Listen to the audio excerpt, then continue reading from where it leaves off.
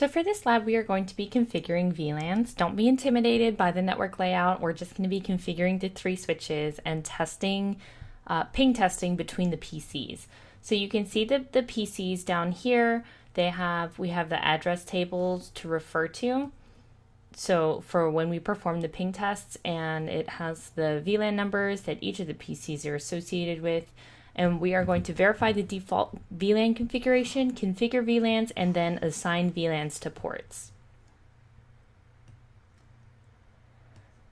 VLANs are helpful in the administration of logical groups, allowing members of a group to be easily moved, changed, or added. This activity focuses on creating and naming VLANs and assigning access ports to specific VLANs. So we're going to start with part 1, view the default VLAN configurations. On switch 1, issue the command that displays all the VLANs configured by default. All interfaces are assigned to VLAN 1. So we are going to go over to switch 1. So we're going to go, we are currently in UserExec mode, and we can tell that by the greater than sign. So we're going to type enable to access the privilege exec mode, which is signified by the hashtag. So greater than sign UserExec hashtag privilege exec, okay? And to view the VLANs like it's asking, we can do show VLAN brief. Okay, and there we can see all the VLANs that's configured. The first column is the VLANs and the VLAN numbers. The second column is the name of the VLAN that you assign to it. The third is the status, whether it is active or inactive. And then the fourth column is the ports. And as I mentioned before, all the ports are assigned to VLAN 1, the default VLAN, until assigned to another VLAN. What we're going to do here, it says step 2, verify connectivity between PCs on the same network. We're going to ping from PC1 to PC4, PC2 to PC5, PC3 to PC6, and then we're going to determine what benefit will configuring VLANs provide to the current configuration. So to do a ping, what we have to do is go over to the desktop of the PC and go to the command prompt. And we're going to type in ping. And we are pinging PC4. So basically we're pinging directly across PC1 to PC4, 2 to 5, 3 to 6, right? So the IP address of PC4 is 172.172.0.24. I'm sorry, it was not 20. It's 172.10.24. So try that again. So you can actually scroll through the history of your commands by pushing up. So since there was only one command, I can just push up, and I can quickly edit by going over and doing 172.17.10.24. So yeah, double check that. That looks good. Let's try this again, and we are getting a response. Awesome. So when you do, this is actually a good learning experience.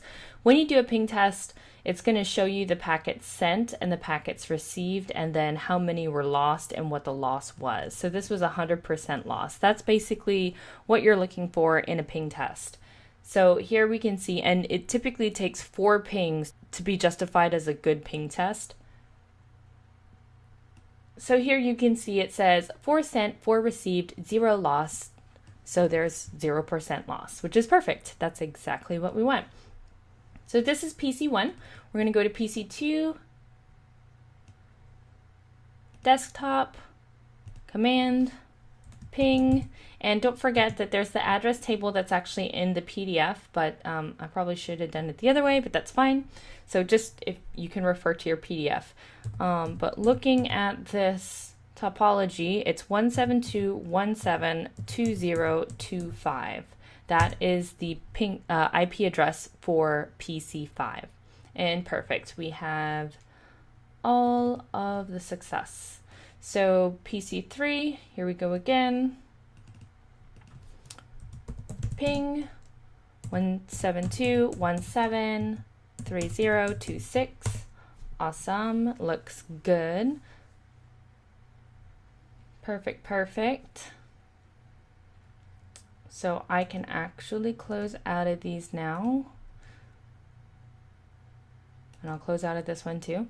So what the benefit is for configuring VLANs right now when it's pinging, so each switch has its own collision domain. Remember, we talked about that in the module, and they will send broadcast storms between them. So by configuring VLANs, you are actually limiting the broadcast storms, and this helps the performance of the network. So that's something to keep in mind. So remember, switches break up collision domains, routers break up broadcast domains, but VLANs also break up broadcast domains. So that is the benefit of the VLANs. Also, added security, the added organization, and the added cost benefit. So those are all benefits of VLANs.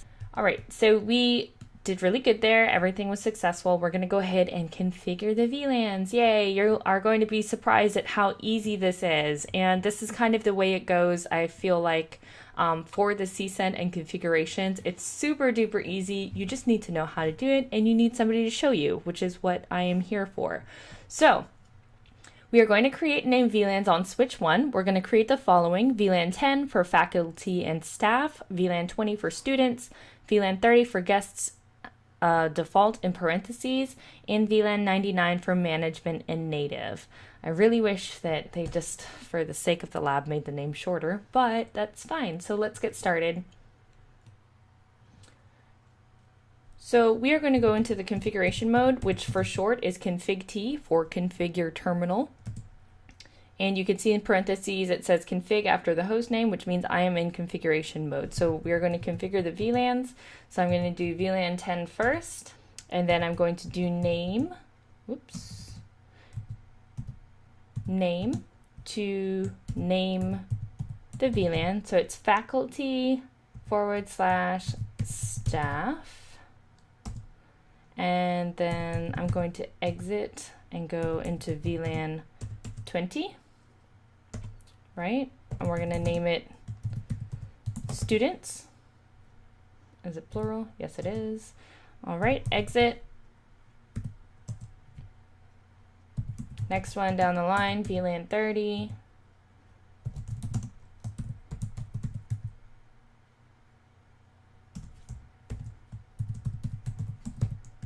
So I like to type things exactly as the lab suggests to avoid any issues, because sometimes it's like, oh, you didn't do this right, and it was due to a capital letter or something like that. And then VLAN 99 for management. So default is VLAN 1, but it is always highly recommended to change that as good practice, best practice.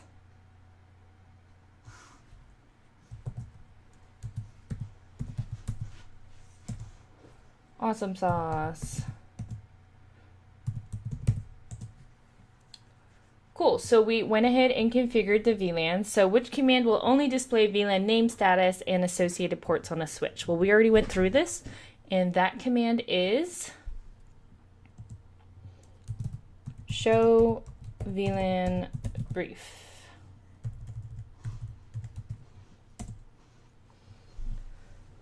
Cool, so what you can see here again, VLAN name, status, ports. One still has all the ports, but we have here our our new VLANs just created.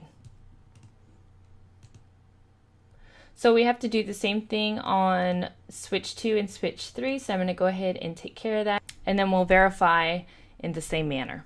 Cool. So it's important that all the VLANs are configured on the appropriate switches if you're going to have hosts or devices hanging off of that switch that need to be in that VLAN. So this is the reason that we are configuring all of these VLANs on all of the switches within this network.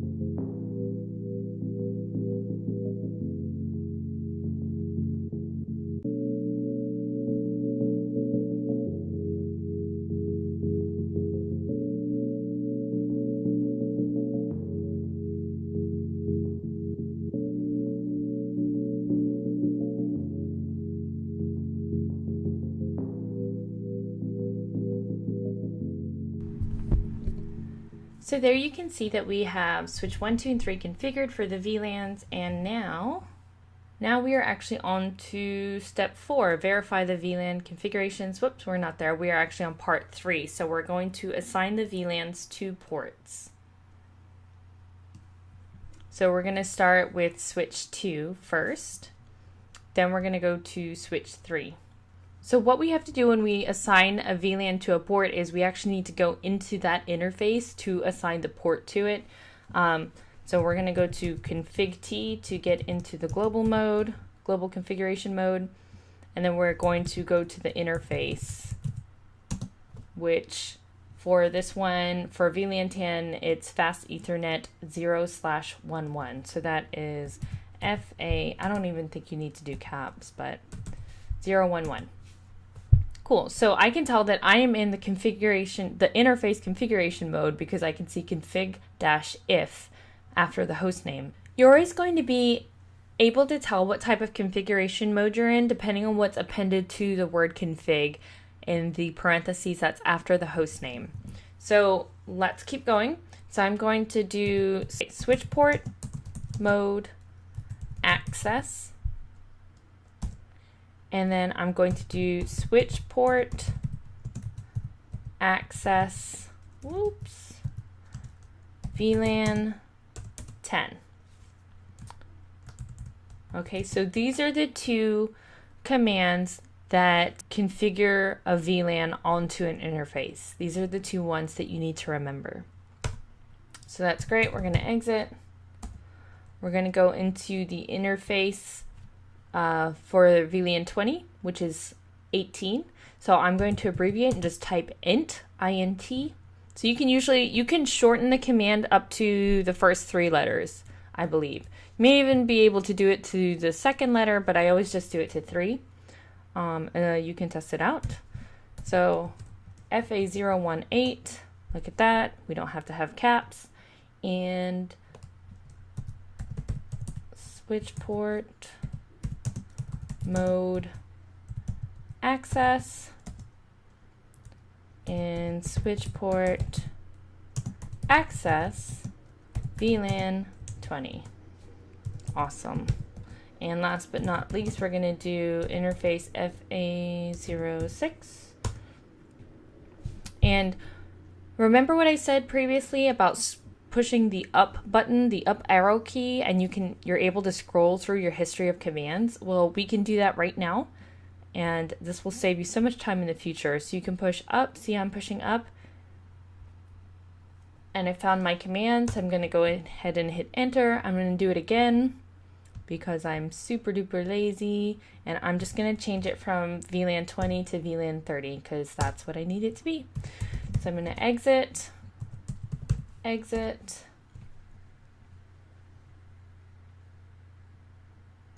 and that's pretty much it. And what we can do to check it, we should always check our work, always check our configurations. Number 1 rule. I think there's like a dozen number 1 rules. So now you can see faculty and staff is assigned to port 11, students port 18, and guests port 6. So 10, 20, 30. And there we go. And we have to do the same thing on switch 3. So I'm just going to do that really quickly. And you can just see how fast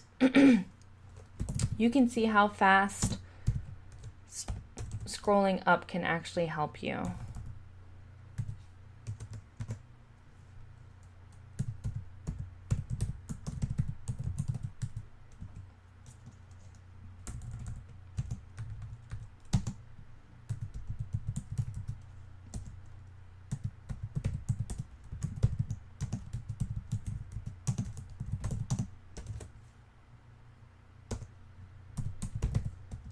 Cool. So I'm just going to use my scroll up skills and do this uber quickly.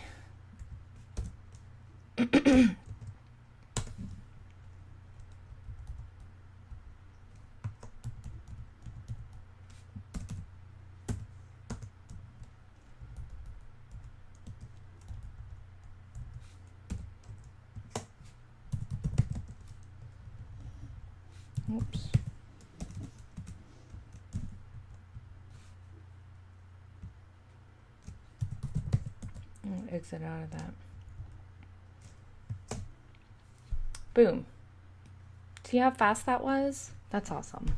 It's just awesome. So next up, we've configured it on switch 2 and switch 3. And now it wants us to verify loss of connectivity. So we're actually making sure that it does not ping.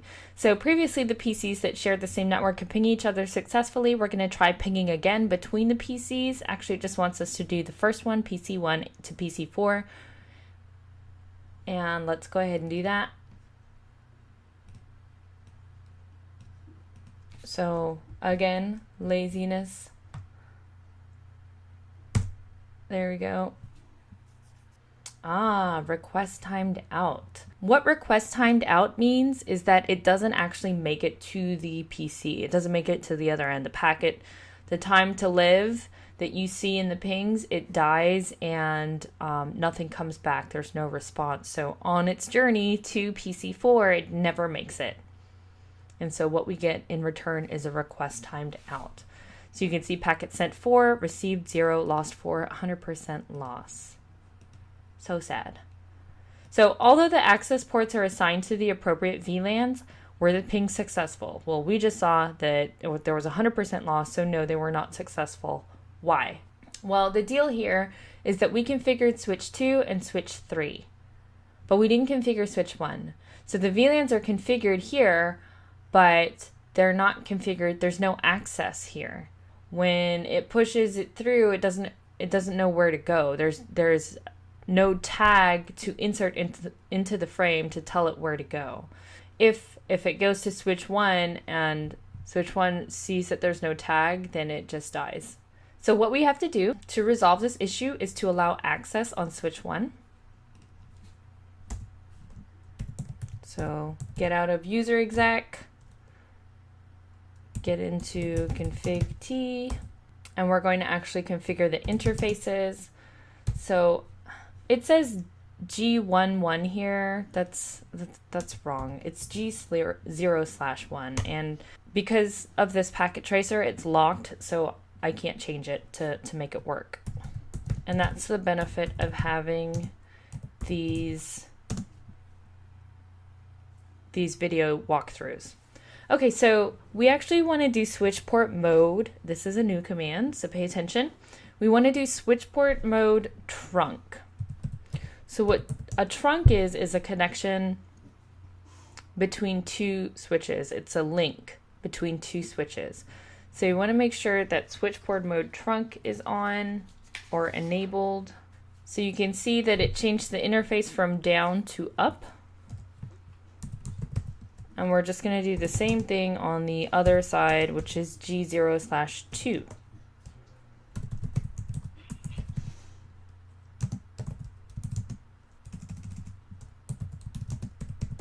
So now this trunk is going to accept tagged and untagged VLAN traffic and be able to forward it to where it needs to go. So now that is enabled, and we don't actually need to do any verification for that, because you wouldn't see it in the show VLAN brief, I think is what I'm trying to get at. Awesome. So whenever there is a new port that's opened or a new configuration, there's a chance that the first packet doesn't actually make it, but as long as the next 3 packets make it, then we are gold. So you can see 4 sent, 3 received, lost was 1, so that's 25% loss, and you can always just double check by running it again and it should be perfectly fine, in which case it is. So that brings us to the end of this particular lab. I want you to go ahead and try it yourself. I hope that you learned a lot about VLANs. If you have any questions about configuring VLANs, as always, drop it in the Facebook group, and don't be shy, and I will catch you guys in the next lab. All right, have a great day.